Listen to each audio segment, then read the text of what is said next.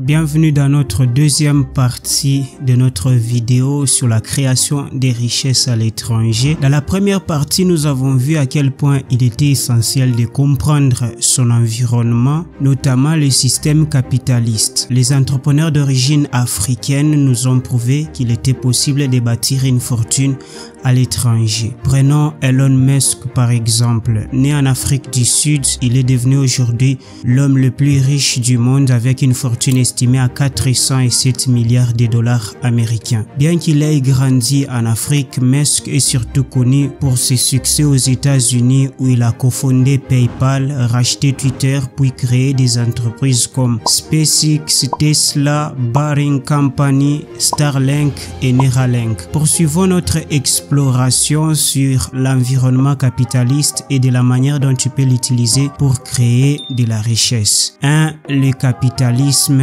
et la dette. Dans les pays développés comme la France, l'Australie ou le Canada, l'économie repose essentiellement sur les crédits. L'argent circule en abondance, mais pas toujours en espèces. Le système est conçu pour que tu puisses emprunter de l'argent et c'est une bonne chose à condition de savoir comment l'utiliser. En tant que salarié, tu dois faire très attention à ton score de crédit. Si tu l'abîmes en achetant des objets à crédit comme une voiture personnelle, une maison, des appareils électroménagers, tu risques de t'endetter pour 10 ou 20 ans. Pendant tout ce temps, tes économies seront bloquées et tu auras du mal à investir. Emprunter de l'argent n'est pas mauvais en soi. Les riches le font aussi. La clé ici est de faire la distinction entre une mauvaise dette d'une part et une bonne dette de l'autre part. Une mauvaise dette, c'est quand tu empruntes de l'argent pour acheter un passif. Un passif est un bien qui ne produit pas de l'argent et ça te coûte même de l'argent. Pense à ta voiture personnelle,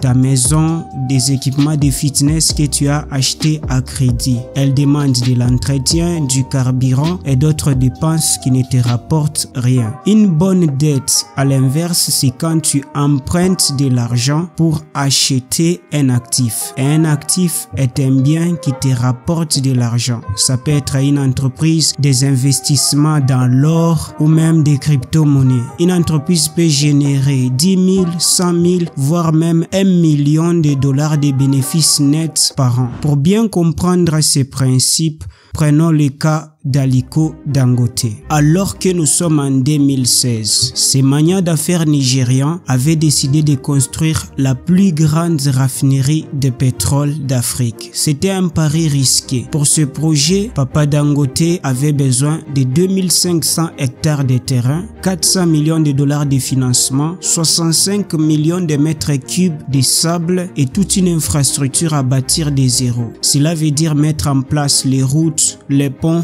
l'électricité. Il a investi un total de 23 milliards de dollars dans un seul projet. Beaucoup d'experts en affaires doutaient de lui et les critiquaient. Pourtant, 9 ans plus tard, la fortune de Dangote a presque doublé, passant de 13,4 à 23,4 milliards de dollars américains. Sa raffinerie produit maintenant 650 000 barils de pétrole par jour. Tu vois, Dangote a utilisé une bonne dette de 400 millions de dollars pour investir dans un actif, cet immense écosystème industriel. Son entreprise génère tellement d'argent qu'elle lui permettra de rembourser sa dette en moins de 2 ans.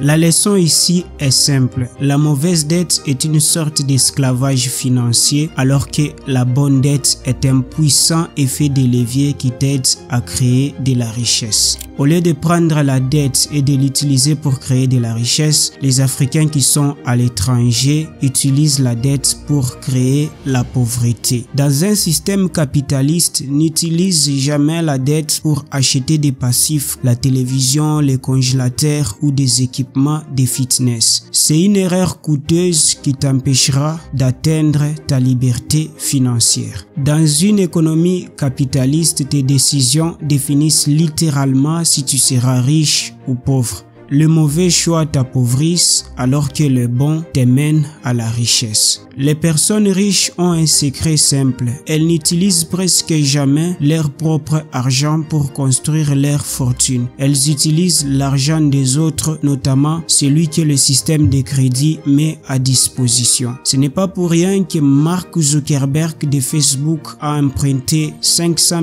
000 $ à Peter Thiel en 2004 et Steve Jobs a emprunté 250 000 $ à Mike Markula en 1976 et Oprah Winfrey a pris un crédit de 25 000 $ pour lancer sa société Harpo Production. Ils ont tous utilisé des crédits pour créer des empires. Le système capitaliste facilite l'obtention du crédit envers les personnes qui savent l'utiliser pour créer de la valeur. Si tu obtiens un crédit d'une banque, d'une microfinance ou d'un investisseur, la meilleure façon de l'utiliser est de le diriger intégralement vers la création ou le développement d'une entreprise.